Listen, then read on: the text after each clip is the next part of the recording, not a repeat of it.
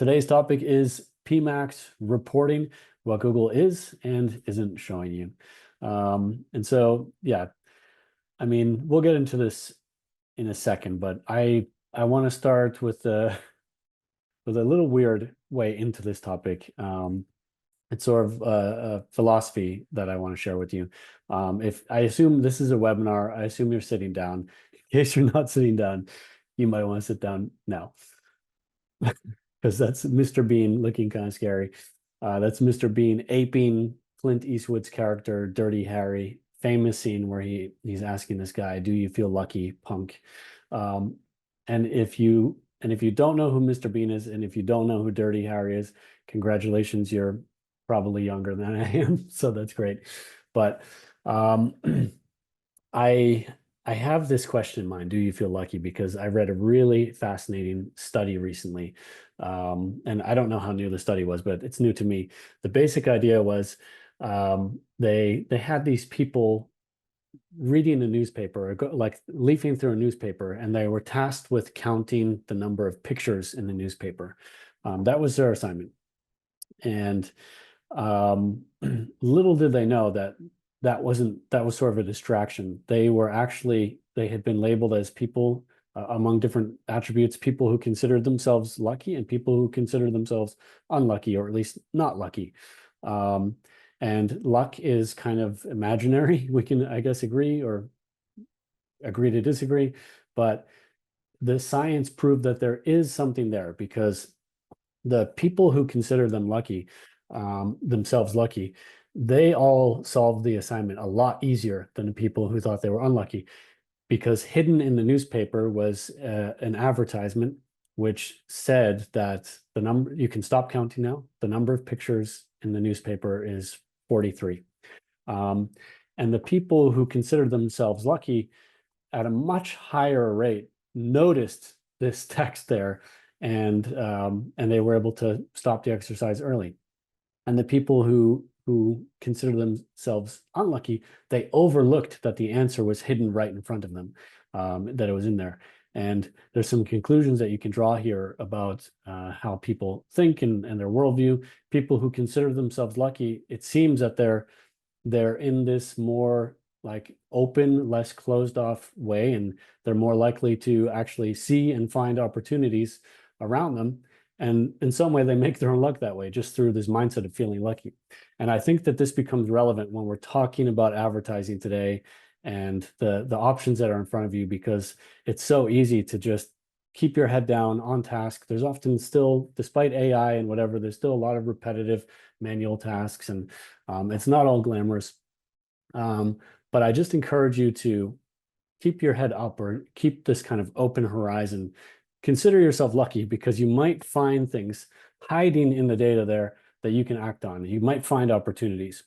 And I think that's what we're all learning right now, because everything that we're going to talk about mostly everything here is very new, or new to PMax, and new to the current state of Google Ads. So we're going to take a fresh look at PMax very briefly, and then we'll just jump right into the actual topics. We're going to look at PMax search term reporting, PMax channels and placements, devices, and at the end, a very short little preview about Black Friday or peak season. And each of these sections is divided into a little bit about the reporting, and then a little bit about what you can or cannot do with that reporting. But I think right now, certainly I'm in the mode, and I think we all should be in the mode of feeling lucky that we have these new data sources in front of us, and looking for opportunities and being open-minded about what those opportunities could be and what new tactics in PMax could be that weren't possible a year ago. So before we begin, just a quick word about us, about Smarter Ecommerce, also known as SMEC. Yeah, we've been in business for 17 years now in e-commerce and Google Ads in particular, but we also work with Microsoft Ads, a bit of Meta and stuff like that as well. And I'm really proud of all the companies that we are lucky enough to call clients and lucky enough to partner with. They're great brands all over Europe, North America as well. And what always strikes me is that we're just a small company in a small city, in a small country, Austria. And I think it's kind of remarkable that we are able to have these relationships. And to me, it comes down to a culture of expertise, which is behind everything that we do. And we've also seen that expertise get recognized in the international media. And again, I think it's a striking contrast, this little company in a little city and what we're able to do and the kind of impact we're able to have on the industry. I'm very proud about that. So if that sparks your curiosity at all, you can visit us and learn more at smarter-ecommerce.com. But that's the end of the sales pitch. Let's get into the content. A fresh look at PMax. I've been reusing this meme for like a year now because I like it, and I think that it just becomes truer and truer by the day. But basically, Google is taking away the reasons to hate PMax one by one, and there are still some reasons left, but they've really done a good job of removing a lot of those reasons. And we'll look at that a bit more specifically in a second, but I love this quote. I've quoted this a lot over the years as well, and I used to quote it in a different context, and now I quote it more kind of positively. But this is from Ginny Marvin back when she was the editor-in-chief at Search Engine Land. She asked back when there was smart shopping campaigns, the predecessor to Performance Max, she said that this would raise all kinds of questions about transparency and control. That's what marketers need to focus on. And that was certainly true back in like 2019 when she said this. And I think Google has recently started to actually deliver, finally, begrudgingly, but they have started to deliver on both transparency and control. And that's why each section that we're going to talk about will have a section about reporting and a section about controls. It may not be the ad platform that we would wish for, but it's the ad platform that we have, and it is showing signs of improvement. So just quickly, a little mini case for PMax here in terms of like what's been added. I just wanted to remind people, because I see sometimes people romanticizing smart shopping, and they talk about building these feed-only PMax campaigns that they intend to behave more like smart shopping did. And I want to remind everyone who's sitting here today just how bad we had it with smart shopping. Oops. Like if we compare some of the cornerstone features in terms of reporting and controls for standard shopping campaigns, smart shopping had effectively none of it. It was actually, to me, the low point in Google's ad tech history. It was the ultimate black box. And PMax has at launch, it also was quite deficient, you could say. But over the past 3 years, they've fixed a lot of that stuff. Like we now have negative keywords and even negative keywords lists. Those are live now. Device modifiers, we'll look at what's possible for device targeting later on. But it's a little different, but there's something there. There's all kinds of yes and maybe or partway features that they've brought back that kind of parity in terms of transparency and control a bit to shopping, certainly much closer than smart shopping was to standard shopping, and I really appreciate that. I'm not a Google salesperson by any means. I'm as critical of them as anyone, and there will be some of that today as well. But we have to acknowledge that things are improving, and again, I feel lucky because I choose to feel lucky, and I think that when you feel lucky, you might actually get lucky. So on to the first section here, PMax search terms, and we're going to talk about reporting first. So the key to this whole thing is that Google has created a new search term match type called Performance Max. That's really it in a nutshell. A lot of advertisers have access to this already. Not everyone. It's still rolling out. But if you do, you don't have to do anything special. You just go to your search term report like usual, and you will see data for this Performance Max match type. Just to state why this is significant, because Google did have search term data available already for PMax, but it was in a very different shape and form. It was in the Search Term Insights report, which was a very different kind of report. It wasn't possible to to see any cost data or any cost related stuff. You could look at custom time ranges, but it was always a snapshot of the entire time range. You couldn't get daily data, weekly data, anything like that. And so it was not sufficient for example, deciding which kind of traffic you want to negative. It was not sufficient for seeing how certain kinds of traffic is developing over time. It was just a kind of a dumbed down version of search term reporting. So now, as I wrote here, cost is back in the picture. So that means also CPC. You can calculate return on ad spend using cost data, cost per acquisition, whatever you want. These are all possible. And what I think is important to note, though, is that there's no network segmentation. So typically, if you're in your search term report, you can add network as one of the segment options. And for example, exact match will contain both search and shopping data.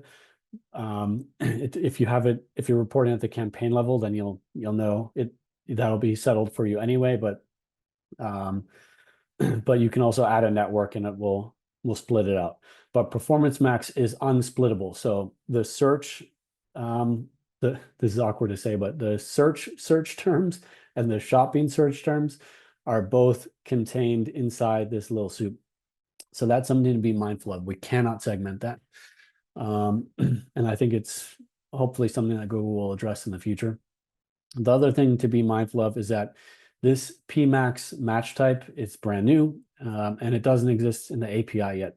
So you can't do, that means it's also not in report editor. It's not available for scripting. It's not available for any tooling that you might have.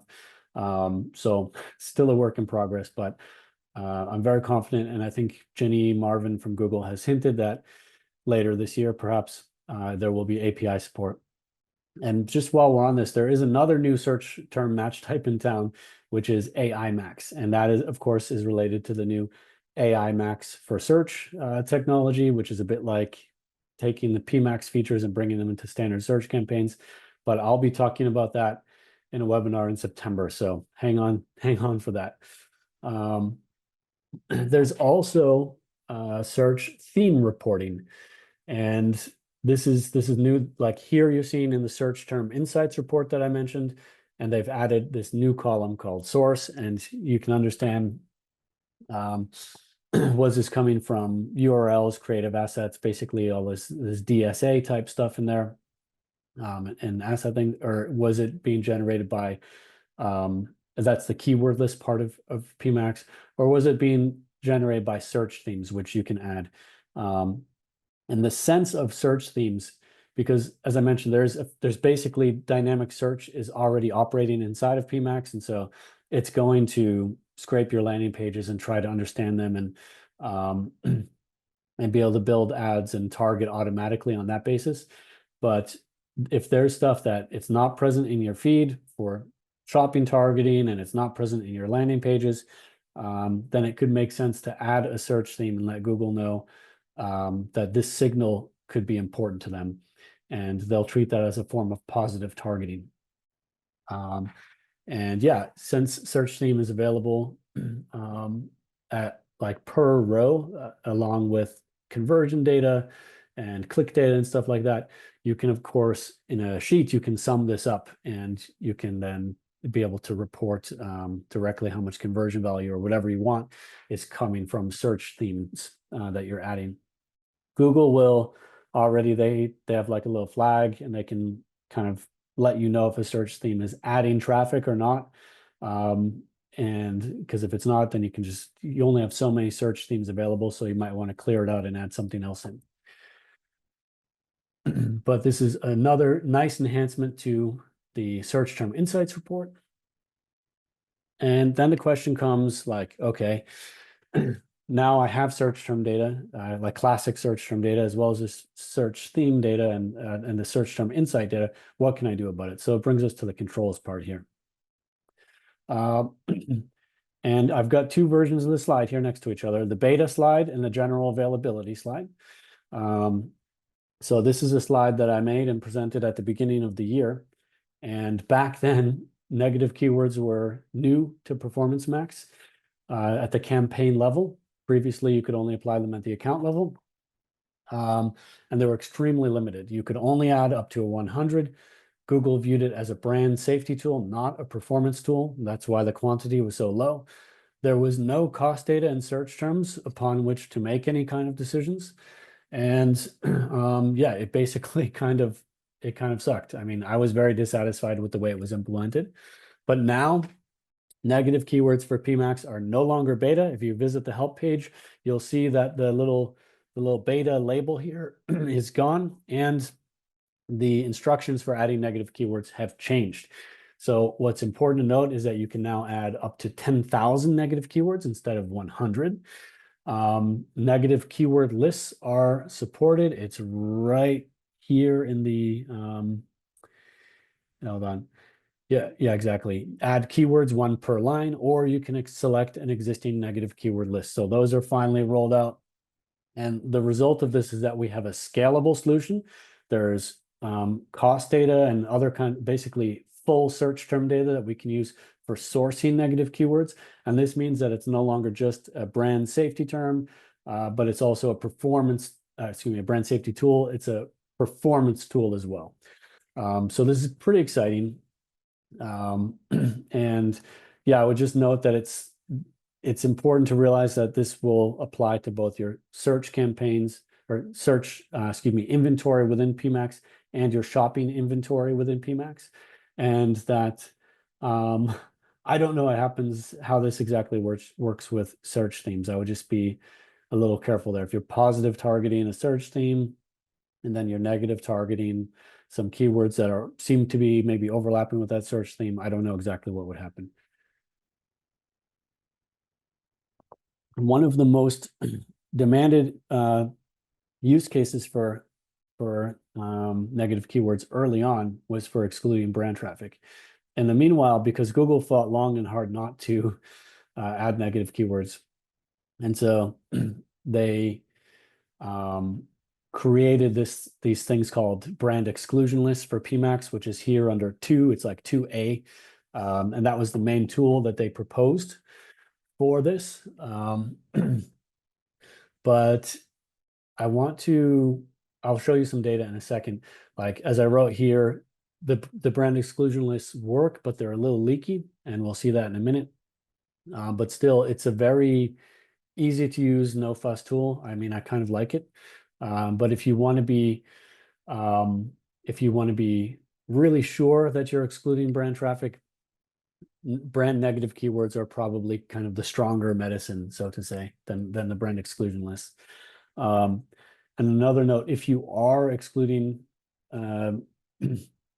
brand traffic from your PMax campaigns, there's a little checkbox. Actually, this might be general availability now, I'm not quite sure, but that allows you to decide if you want that exclusion to apply to search and shopping or just search, because Google rightly observed that the main issue people had wasn't with branded shopping so much. The fact was that PMax was in a kind of uncontrolled manner. It was starting to cannibalize brand traffic from their dedicated brand search campaigns, where people are often more demanding than they are in like shopping traffic. They're often running these kind of brand protection campaigns or all sorts of stuff where it's very tightly budgeted. It has specific bidding goals where people want that level of control. And so it's very frustrating to have a very carefully configured brand campaign and then have PMax just doing its own thing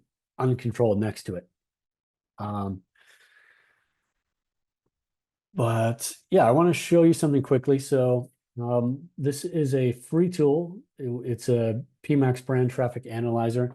It's currently based on the search term insights report, not on the search terms report, but maybe that will change in the future. But it helps you understand what's going on with your brand and non-branded traffic in PMax.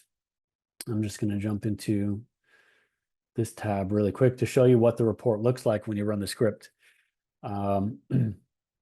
Basically, it's going to create these 3 segments. You need to specify what your brand term is, and then it will create charts based on these segments. Your non-brand traffic, your brand traffic in yellow, and the gray segment is blank data, which Google is unable to categorize. But I have no reason to believe that any brand traffic lives in there. It seems to be all non-brand. Now, I chose this report in particular to show you because this is a campaign that has brand exclusions in there. And what we can still see is that there's a low percentage of branded conversions that are still occurring despite the brand exclusion. So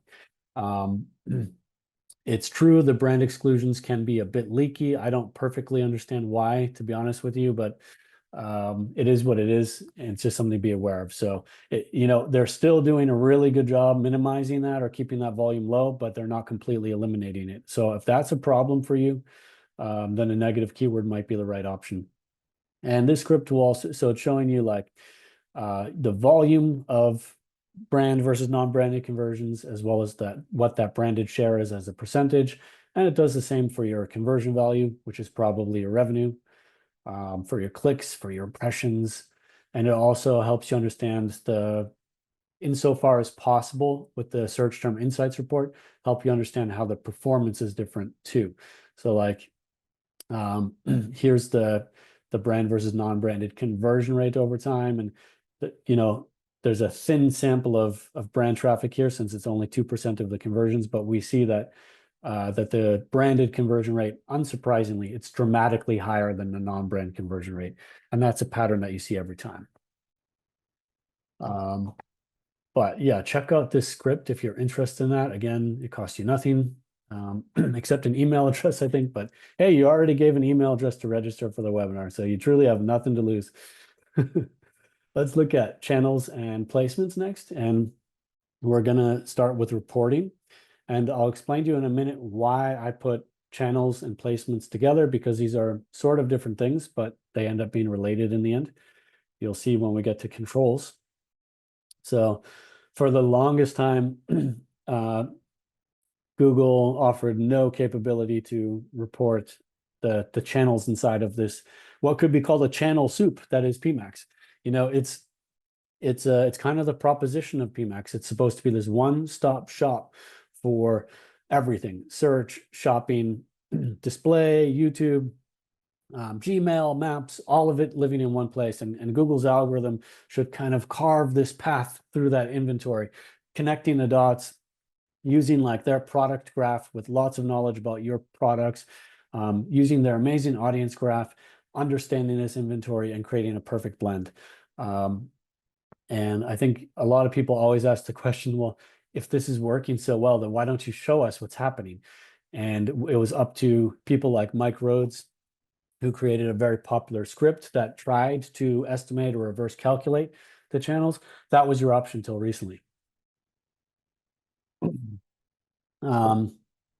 So I just want to say I have a very detailed walkthrough on YouTube of exactly how this report works. And I walk through I really explain every little last thing for you in there.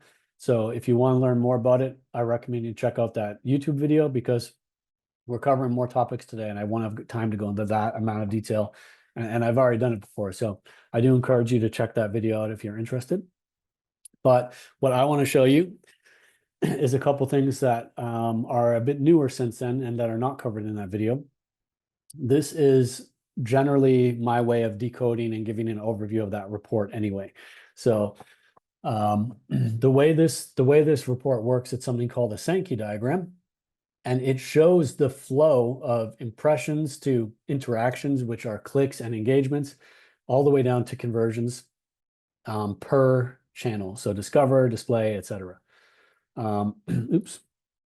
And these purple shaded areas here, this is a space between impressions and interactions. So that's your click-through rate or your engagement rate. And this purple shaded area to the right is between interactions and conversions. That's your conversion rate. But what I think is most fascinating about this report is what Google doesn't tell you, because like it's a bit awkward, and I understand why in part, but they have this very important little difference here. Each of these channels is segmented in e-commerce, is segmented into ads using product data, which is the solid block, and other ads, which is the kind of shaded or hashed block. And in other words, ads using product data, those are your feed-based ads, and the other ads are your asset-based ads.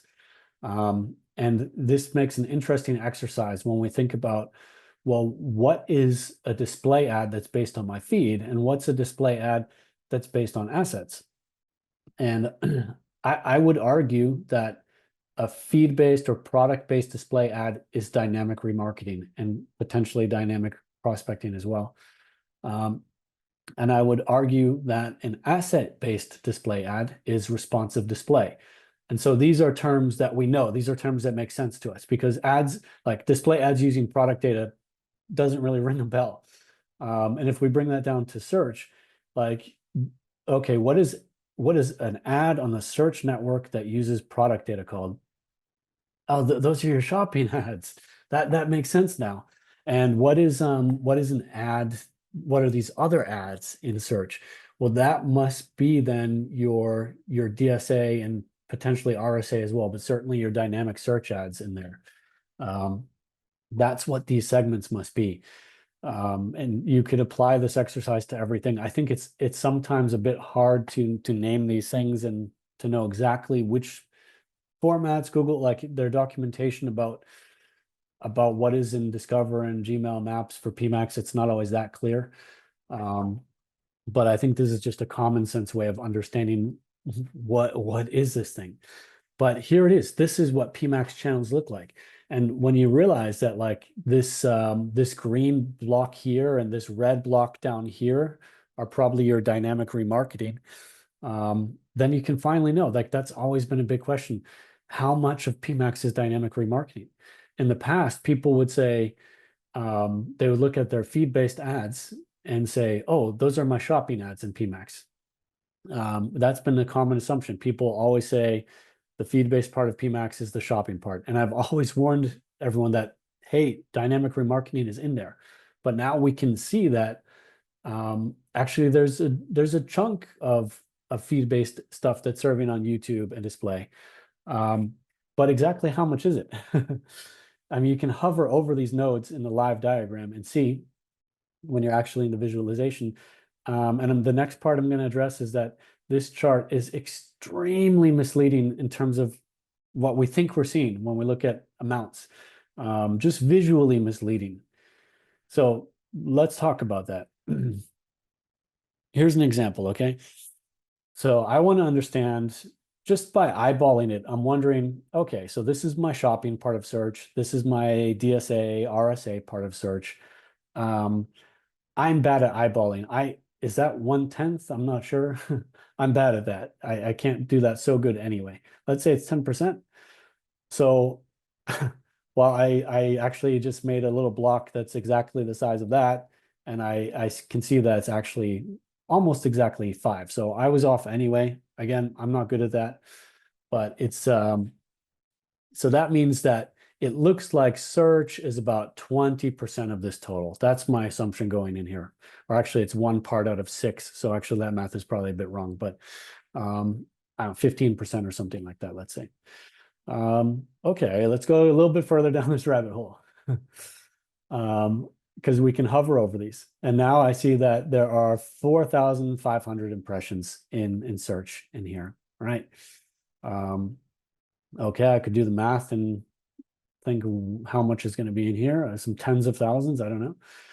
But no, there's actually 1.2 million impressions in the shopping part. So actually this little block here is only 0.36%. It's 1/3 of a percent, not 20%, not 15%. It's 1/3 of a percent. And so this chart is almost useless, unfortunately, because I'm glad that Google built this, and I don't want to be too critical, but the chart is almost useless because it's visually very misleading. But there's a table below the chart, which is way more useful, and you can also export the data from that. And here I want to show you one more script because I was a bit dissatisfied with this report in terms of the way the data is visualized, in terms of the way the data is labeled. So let's just jump into one more script quick, if you'll bear with me for a sec. This is, oops, hold on, just get rid of that annoying thing. This is what the output of that script looks like. It can help you understand with, just kind of common sense labeling and proportional charts. You can see like the feed-based ads and the asset-based ads. They're color-coded. They're right here per channel for you to see in one overview. You can also see like your interactions by channel and ad type. You can see these charts helping you understand the share of impressions by channel and ad type and conversions. And so for me personally, these charts are a lot easier to read. And I also like that it has these kind of common sense labels applied there. Like, okay, this is the video part of YouTube. This is DSA and RSA. This is dynamic remarketing. I don't have to think about it so much. Like, wait, is the hashed one, is that the asset one, is that the product one? It just has these common sense labels and these proportional things. And we built a few different charts here that should just help you understand what's going on in your channels a bit more. So if you want to check out that script, it's also free, and you can scan this QR code to get there, or you can just visit our website.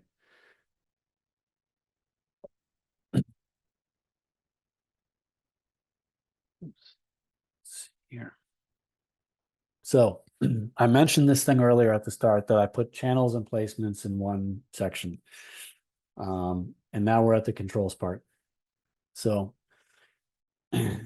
this would be real nice if this were a screenshot of the Google Ads interface for PMax, but it's not. It's a screenshot of the interface for demand gen campaigns. And demand gen campaigns has these super easy, very usable, very nice multi-select checkboxes. So you can decide exactly where demand gen is or is not going to serve ads. And I'm not bitter about it at all.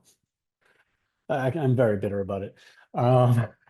I want this feature for PMax. I don't understand how Google has the nerve to offer it. Like, it shows how simple it could be. And maybe they're going to build this for PMax one day. I hope they will. I also, by the way, I hope that you never need to use my channel reporting script here. I hope that they just make the report better than it is. I want to see the platform continue to improve. But unfortunately, in PMax, it is anything but straightforward to control where your ads are going to serve.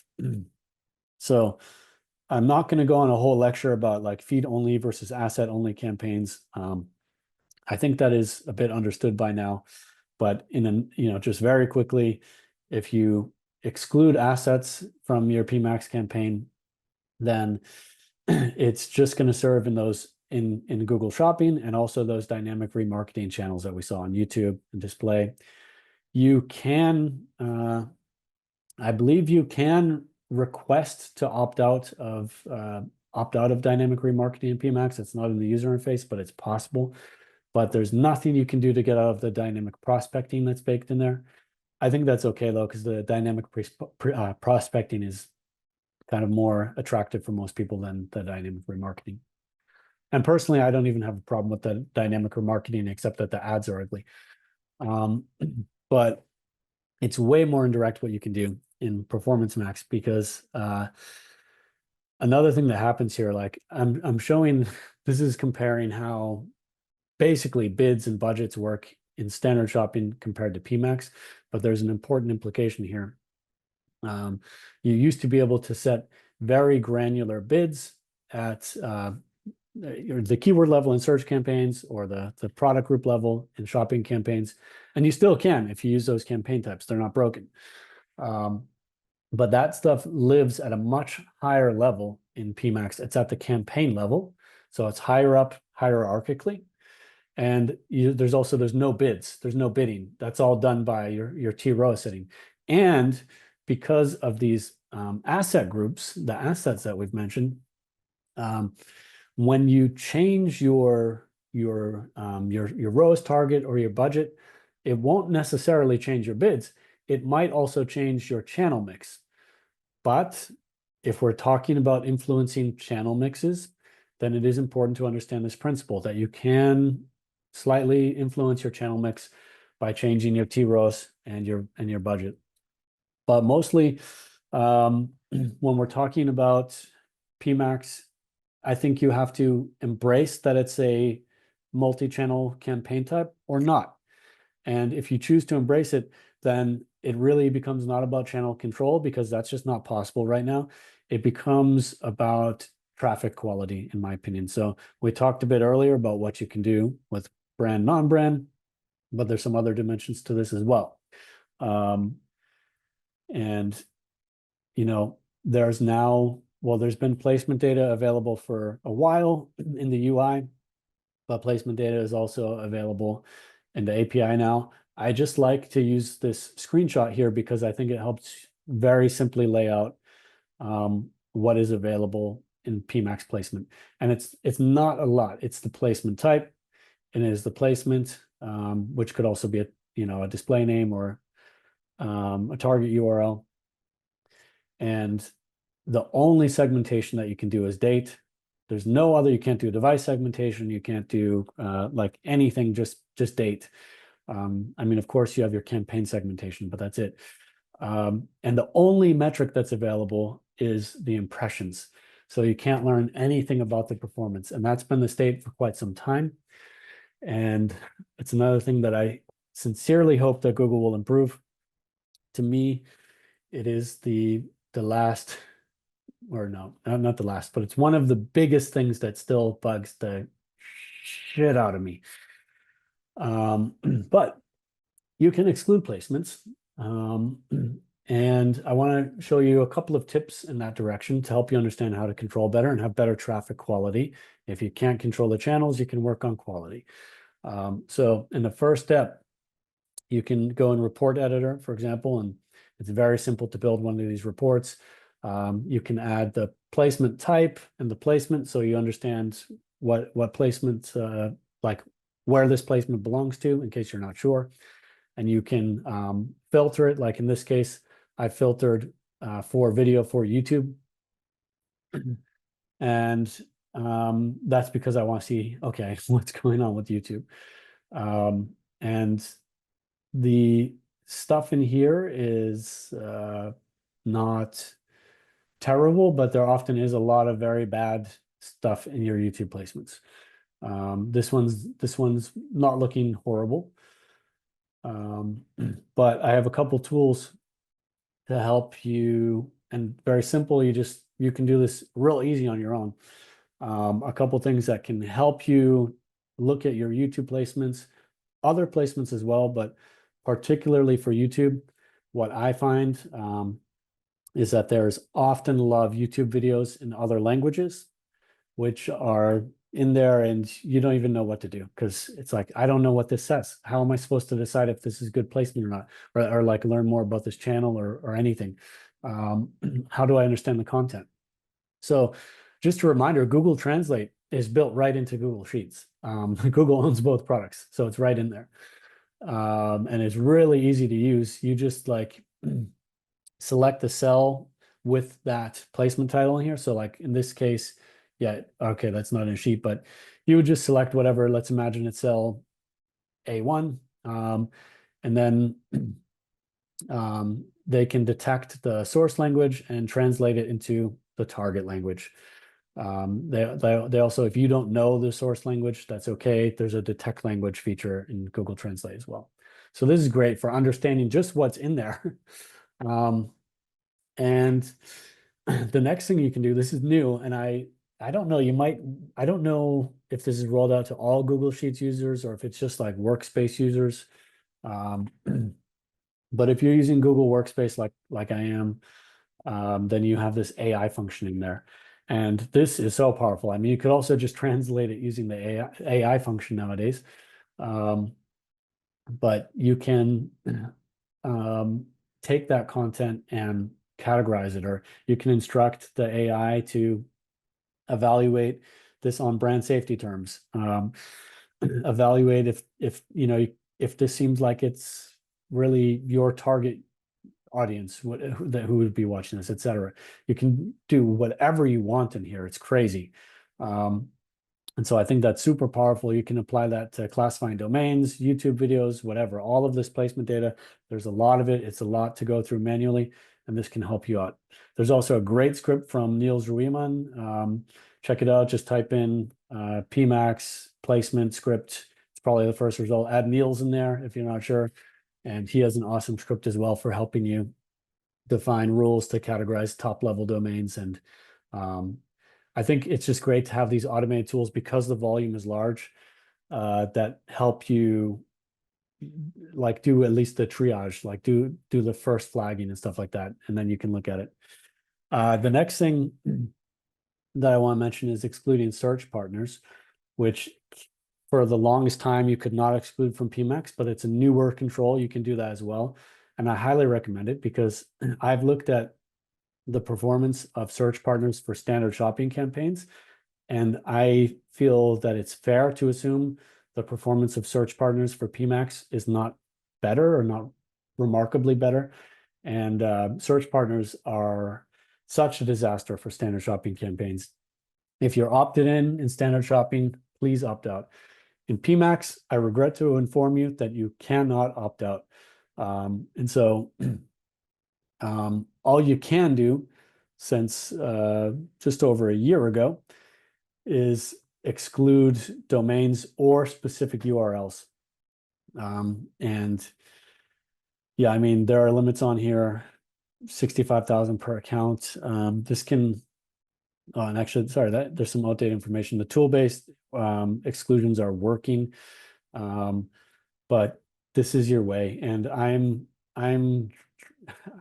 this project has been paused and postponed multiple times this year, but I have a large data set about Search Partner Network that I think is going to make a lot of advertisers upset and make Google uncomfortable. And I'm going to really do my best that I can as an individual to try to encourage Google to offer an opt-out for Search Partner Network in PMax. All right, I'm just looking at the time here. We got to move if we're going to have time for questions. Devices. So Google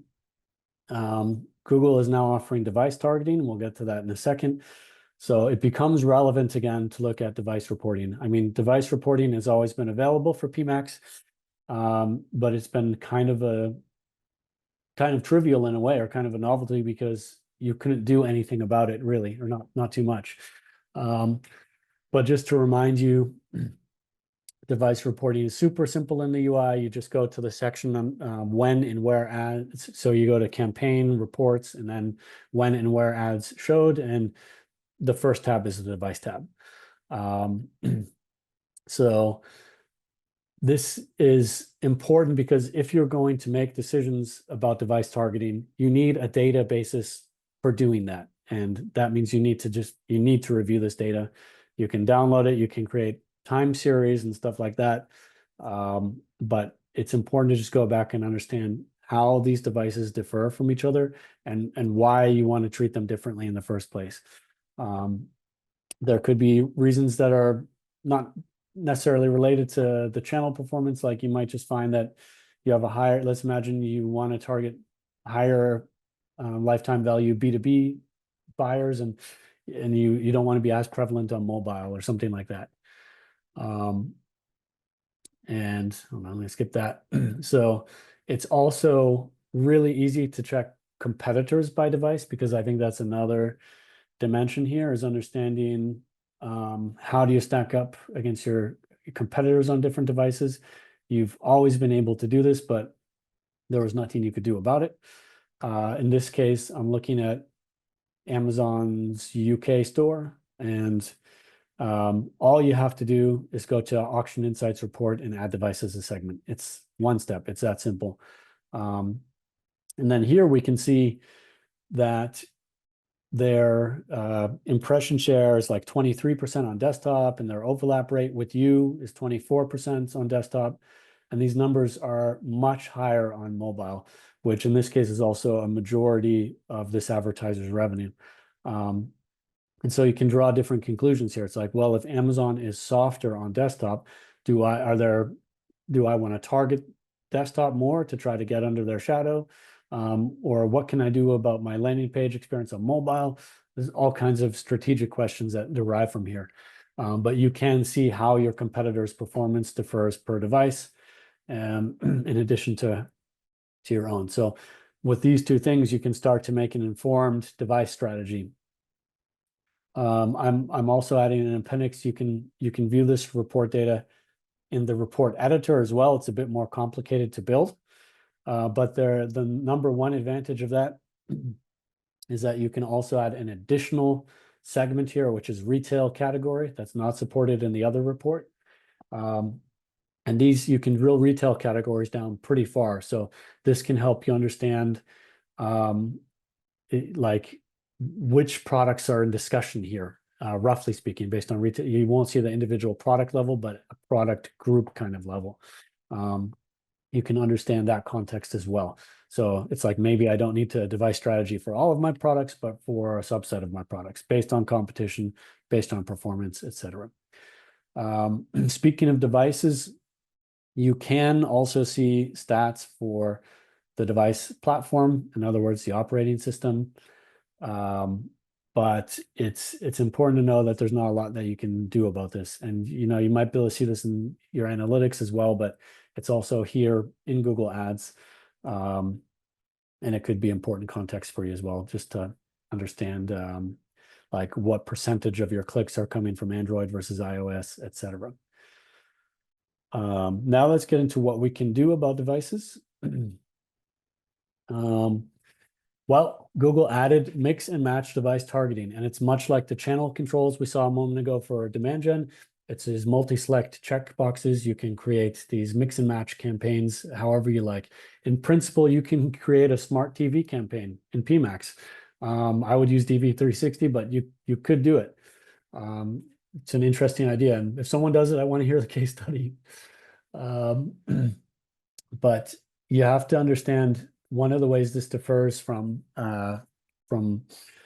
standard shopping, for example, is that this is not a modifier. This is hard targeting.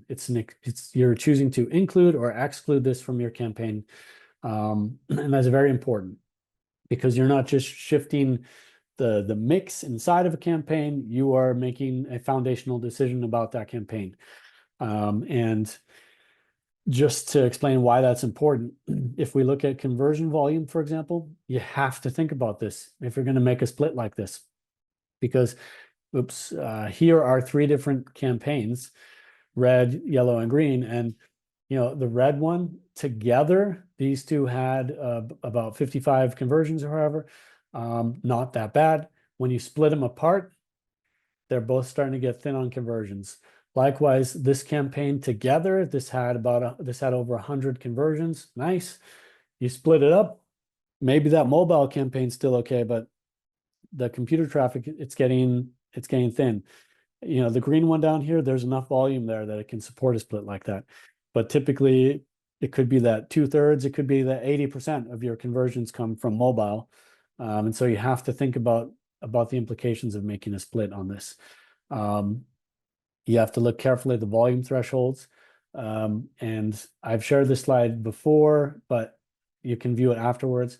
This helps you understand what is a good volume threshold. But in a nutshell, I don't even think 30 conversions, monthly conversions, is enough. I really like to see 60 or more monthly conversions in a PMax campaign. We run out of time here because I do want to do a Q&A, but this section is kind of brief in the end anyway. I just want to remind you that Black Friday is different than every other day of the year. It's different than every other Friday of the year. That's what we see here. We see it compared to every other Friday through the whole year. And there are also fascinating seasonal effects that occur in the lead up to that because its gravity is so strong. And yeah, having said that, I think we now need to ask ourselves, all right, we banged our fists on the table for 3 years, demanding negative keywords, demanding search term reporting, demanding channel reporting. Now we've got it. What are we going to do about it? How are we going to make holiday peak season 2025? It's a make or break period for a lot of companies. How are we going to make this year different than last year? And so the way you start doing that is that by looking at your data from last year, by asking questions like the ones I've listed here, and it's just a small sample, so that you can make informed decisions. This is what we wanted, and now it's to varying degrees possible. So I just can encourage you to please have a look at your data. And it's also very urgent because the channel performance report has been in beta. It's moving to general availability now. And as part of that, for some reason that I don't understand, they're going to be deleting all the data from November to the mid-November last year through June. And so that's your peak season is hidden in there. It's hidden in the end of November through December. So I really recommend that for those weeks around peak season, it's a pain in the butt, but you need to go in and download that for your biggest campaigns, your seasonal campaigns. Download that data from the channel performance report before it's gone, which is August 8th. And you might also want to download daily data for key days. This way you can understand how each week performed last year in peak season in terms of the channel performance. And you can also understand how those holidays might have differed from how the weeks performed. But having said that, let's move on to a few minutes of questions, because I think that would be nice. And otherwise, if there are no questions, then congrats, you can leave early. So let me stop sharing.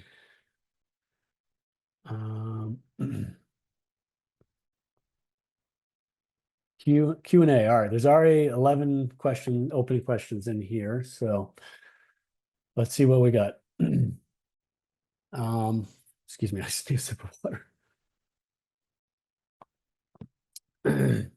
Since using your channel performance script for a sneakers or shoe related PMax campaign, I've seen that over 90% of my ad spend and conversions has been for Gmail ads, not shopping, search, or even display remarketing. This is surprising to me. Have you seen this too? And can you think of reasons for this? That is crazy. 90% of the ad spend has been for Gmail ads. I honestly don't know what that's to me, also very unexpected behavior. And I mean, I have to kind of double check. This is a feed campaign, right? You've got a product feed in there, because it shouldn't behave like that at all. It seems very weird, but I'll think about that. You can also, this is anonymous, so you can provide your contact information to me if you want. Now I can follow up with you. Someone asked, if search is shopping ads, where's the classic search part? I mean, I think that's clear. If you go back to that slide afterwards and check, I've got it labeled which is search and which is shopping. And the classic search part, it's the search row that is like shaded or hashed, that's built from assets. That is the classic search part of PMax. And you'll know this because if you don't have assets, or you don't have the assets needed to serve text ads in like a feed only campaign, then you won't see that stuff. Next question, could ads using product data under the display channel also be a regular display that has product price info? I have an account that sees a massive spike in dynamic remarketing clicks that exceed many of their daily click numbers. Yeah, I mean, I think what's tricky, and maybe in Google's defense, one reason why they're hesitant to provide super concrete descriptions of what's in there, or it's hard to give a singular name to some of these. Like there could be other kind of display in there besides dynamic remarketing. It's possible. As another example of this, like YouTube ads with product, I think that's mostly dynamic remarketing, but we know there are other exotic formats like they're called GMC image shorts. They're feed-based ads that appear. They're like these swipeable little carousel ads kind of that appear in between YouTube shorts. And so there can be other stuff in there. It's not like, actually Google should do a much better job providing really detailed documentation about which kinds of ads PMax will ultimately serve. So it's a good question. Is there a minimum spend to get the PMax channel report in the Google Ads UI, or is it being slowly rolled out, or is it only for some countries? So this is not geographic. I do know that some large spenders seemed to have access to it early, but now it's pretty far along in the rollout. I think originally Google planned it as a percentage rollout across the year, but at Google Marketing Live, they said that everyone would have access to this by mid Q3. We're there now, and that seems to align with that message we saw in the UI that general availability is coming soon. So it's frustrating. It's nothing personal. You just haven't gotten access yet. You should have access to it, I would expect, within the next couple of weeks. This question, oh, sorry, hold on. No, that's the same question. My eyes are crossing. Someone asked, they've tested that channel reporting script and discovered that the following issue, it seems to only work for e-commerce accounts. That's correct. What the report expects the data to include this product and asset segmentation in there, and that will not be present in a lead gen campaign, and so the data won't come out in the expected form, and that input data, and then the script can't process it. So we do not have any plans to adjust it for lead gen because that's just not our focus. But I'm sorry, but that's the way it is. I encourage anyone else to do so, though. Would you say that splitting brand and non-brand into separate PMax campaigns makes sense to have control over how much you spend on each area, as non-brand tends to be more incremental? Yes. Some people don't want to spend on brand at all. I strongly disagree with this. I think that you need and should spend on brand, but I like to see that it is segmented, that is isolated, because of budgeting purposes, because of reporting purposes, also because of like goal setting. For all those reasons, I think that it just needs to be handled differently because it is a different kind of traffic. You might, if your volume is too low, you might not want to split it up because it could just hurt your volume. But someone asked if we'll send the presentation. Yes, you'll get an email, and it will also be available on YouTube. Someone said amazing stuff. Thank you. What's your take on asset optimization and video enhancements? Yeah, I left assets out of scope for this. I didn't even get to demographics. There's just way too much. I don't know. Maybe I'll have another. That's a big topic. Maybe we'll have another webinar about assets in the future because it's a very big question. You mentioned that we should use brand exclusions in Performance Max, and also that we can add negative keywords for extra certainty. But if we apply both the brand exclusion and a negative keyword, won't that completely stop our ads from showing in shopping results? So I think it's one or the other. The brand exclusion works quite good and it's easy to do. So maybe you would just want to use the brand exclusion. And you can also, I think you can put in competitor brands and other stuff like that in there. But so I'm not saying that you should do both, but if that's not good enough for you, then you can use a negative keyword. And they also impact these, like negative keyword will also impact, because there's like display and video ads that are also actually keyword based. And so it's a very strong option. But it would stop your ads from showing as shopping. This is a campaign level thing, so it shouldn't mess up your shopping. I mean, it will affect the search part of PMax and the shopping part of PMax, as well as the display and video part of PMax. It's a strong option. You can choose to exempt your shopping part so that you continue to have brand traffic flowing through shopping within the PMax campaign. I hope it makes sense. Someone asked, we're over time. I'm going to try to, if you feel like hanging with me, you can still hang with me. I'm going to try to answer a couple more of these. But otherwise, thanks very much for joining. So let's see. Can you reiterate why the peak season data is disappearing? So right now, just sorry, in case I didn't make it clear, right now, the data is historicized or available all the way back to November. The channel performance data is available back to November 17th of last year, which includes peak season. But Google has said that they're deleting it, and it will only be available from, I think, June 5th onwards, if I remember the date. So that's why. And that's not really why. I don't know why Google does these things, but they're doing it. When I download the Search Insights report, I don't get the source column. Okay, so that's the reason why is that's probably still in beta, is my guess. I think you'll get access to the source column, which includes assets or search themes. As a reminder, that'll come later for you, I guess.